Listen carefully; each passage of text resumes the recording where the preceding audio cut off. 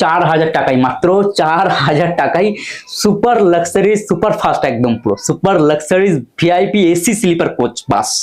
Yes, Surat থেকে বর্ধমান, সুরাট থেকে Bardhaman direct Surat থেকে বর্ধমান যাচ্ছে বাসটা। সুরাটের কোন জায়গা থেকে ছাড়া হচ্ছে সেটা তো ভিডিওতে বলবই, তার আগে বলে দেবো মাত্র 4,000 টাকায়, মাত্র 4,000 টাকায় সুপার লাক্সারিজ বাস একদম এসি স্লিপার।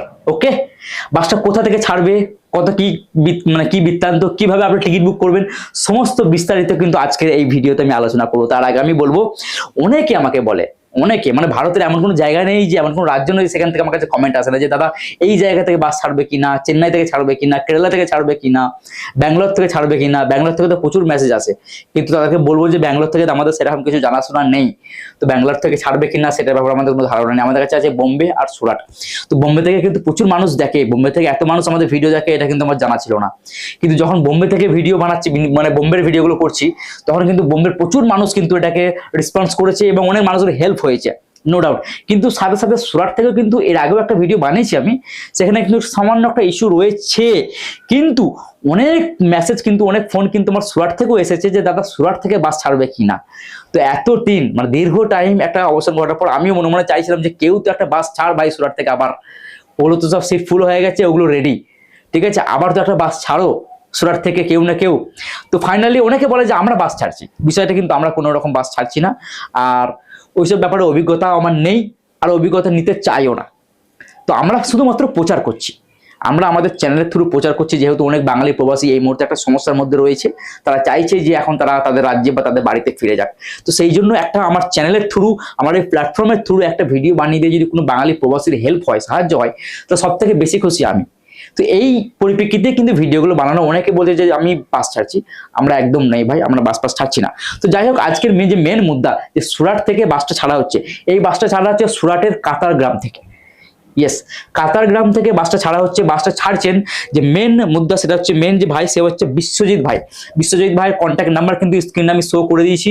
এছাড়া যদি আপনি ইউটিউব থেকে দেখে থাকেন, ডিসক্রিপশনে কিন্তু বিশ্বজিৎ ভাইয়ের নাম্বার রয়েছে। যদি ফেসবুক থেকে দেখে থাকেন, পোস্টেও নাম্বার রয়েছে, এবং ফেসবুকের প্রথম কমেন্ট বক্সে আমি বিশ্বজিৎ ভাইয়ের যে 2-3টে নাম্বার রয়েছে, সেই নাম্বার কিন্তু আমি মেনশন করে দিয়েছি। আপনি কিন্তু চাইলে ওনার সঙ্গে ডাইরেক্ট কথা নিতে পারেন, মানে কথা বলে নিতে পারেন যে বাসটা কোথা থেকে ছাড়বে, কি বৃত্তান্ত, কিভাবে টিকিট বুক করবেন, সমস্তটাই কিন্তু ওনার কাছ থেকে করে নেবেন।